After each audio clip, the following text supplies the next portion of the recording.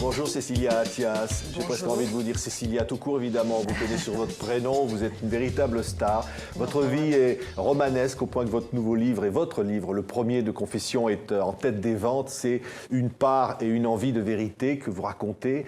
Évidemment, vous avez été la première dame de France avec Nicolas Sarkozy, vous aviez d'abord épousé Jacques Martin, très célèbre animateur. Aujourd'hui, vous êtes avec Richard Attias à New York, une autre vie, tant de vies dans une seule. Vous dites, je suis une femme simple qui a une vie compliquée. Je pense qu'on a tous plusieurs vies, sauf que les miennes, enfin ma vie est médiatisée et qu'elle est connue. Mais on a tous des tranches de vie, on a tous des vies différentes, on a tous une succession comme ça de vies les unes après les autres. Et je pense que c'est pas mal à un moment donné, lorsqu'on a été sous les lumières, d'expliquer un petit peu ce qu'on est réellement.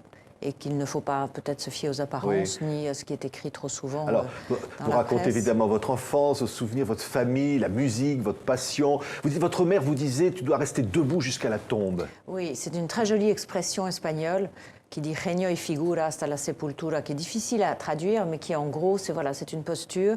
C'est quoi qu'il vous arrive, vous essayez d'être toujours droite, même dans la douleur, même face à vraiment des problèmes. Essayez toujours d'avoir une posture qui vous aide. En fait, c'est une chose qui vous aide à aller de l'avant et à surmonter les problèmes que vous pouvez rencontrer.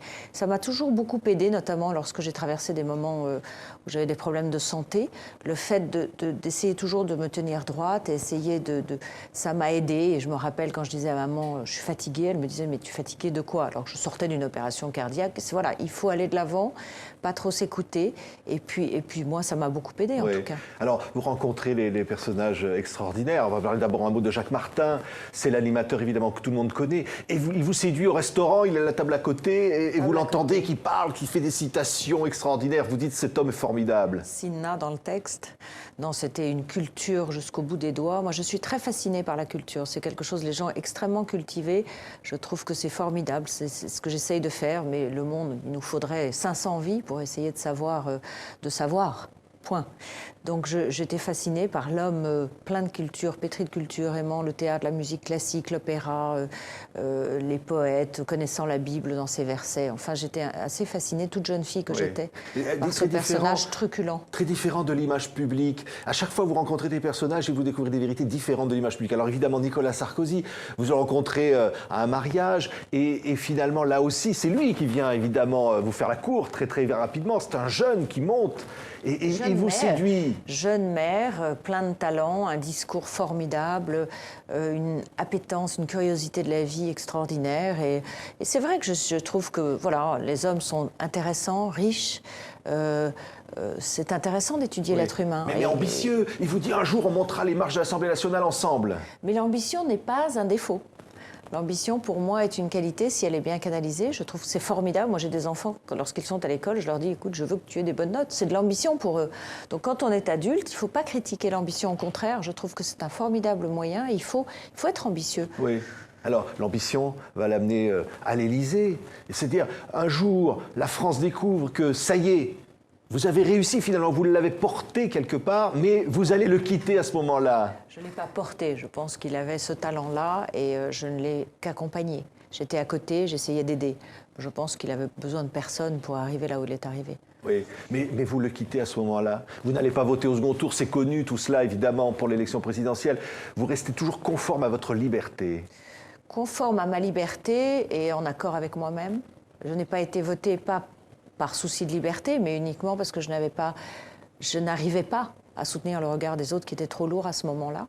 Et je suis partie parce que je pense que maintenant, il ne faut plus... Il y a eu tellement de vies cachées autrefois que je pense qu'il vaut mieux être en accord avec soi-même et dire la vérité. Oui, tout est dit sur vous. Vous le racontez dans le livre, les paparazzis vous poursuivent partout. C'est une autre vie qui commence. Vous voulez protéger vos enfants qui comptent plus que tout pour vous. On met même à jour des SMS. La France raconte qu'il vous envoie un SMS, si tu reviens, je quitte tout. Et vous lisez tout ça partout, votre vie racontée. Je ne lis rien du tout, je me protège, j'essaye d'aller de l'avant, je protège surtout mes enfants. Je vous rappelle que Louis n'était pas très très grand ni très vieux à l'époque. Donc j'ai essayé de faire un cocon de protection autour de mes enfants. Et puis on est parti vivre à l'étranger et ils sont venus et ils ont construit leur vie. Et aujourd'hui, ils vont tous très très bien. Oui, et vous regardez le mandat du président Sarkozy, et vous l'avez dit, vous dites à un moment donné, il y a des erreurs, ce n'est plus forcément lui, l'homme que j'ai connu, il y a trop de droitisation par exemple. Je pense surtout que le poids du pouvoir peut vous faire changer ou déraper, et je pense que la France est inquiète, elle a besoin d'être rassurée. Et non pas d'être inquiétée encore. Je pense qu'elle a besoin d'un discours qui la rassure, des gens qui la prennent en main. C'est un formidable pays avec des gens extraordinaires. Il y a beaucoup de talent dans ce pays. Et la France a besoin maintenant d'être rassurée, d'être prise en main, les remettre au travail. Il faut remettre les Français au travail. Ils ont oublié un peu ce que c'était que les vertus du travail.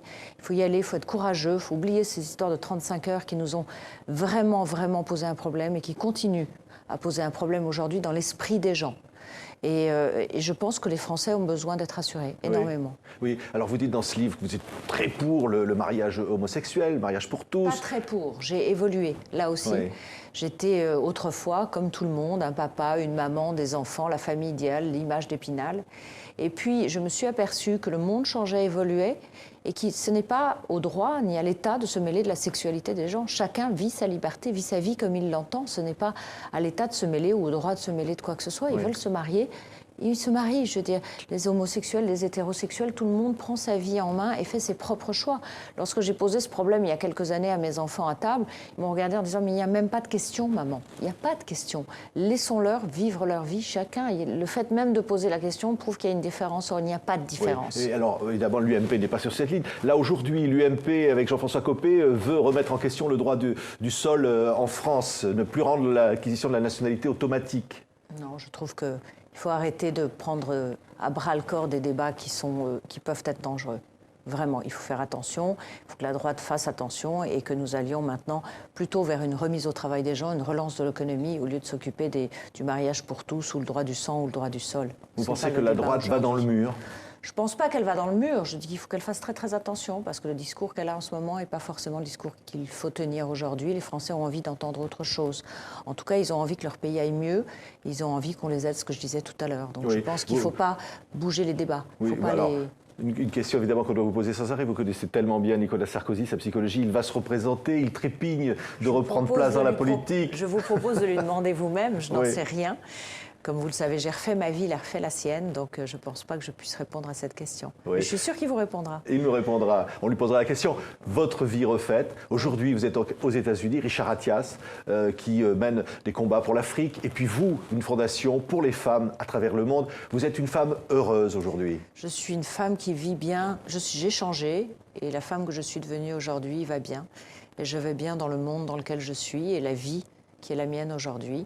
Et j'ai un mari qui vient du monde entier. Et ensemble, on sillonne le monde entier, on fait plein de choses formidables. Et les femmes, ça compte beaucoup pour vous? Les femmes, c'est le cœur de mon travail et de mon engagement. J'ai une fondation qui les aide, beaucoup en Afrique, beaucoup ailleurs également, dans les pays de l'Est. Et on va essayer de répondre à leurs demandes et essayer de les aider sur leurs problématiques au jour d'aujourd'hui qui est difficile. Les femmes n'ont pas du tout les mêmes avantages que les hommes. Salaire égal, travail égal, elles n'ont pas le même salaire. Donc il y a beaucoup de problématiques aujourd'hui avec lesquelles on essaye de travailler à travers la Fondation. Merci Cécilia Merci à vous de m'avoir reçu. Cécilia Attias, j'allais dire Cécilia Sarkozy. On est tellement habitués encore. Merci à vous. D'avoir été notre invitée. C'est une envie de vérité chez Flammarion. Merci d'avoir été ici.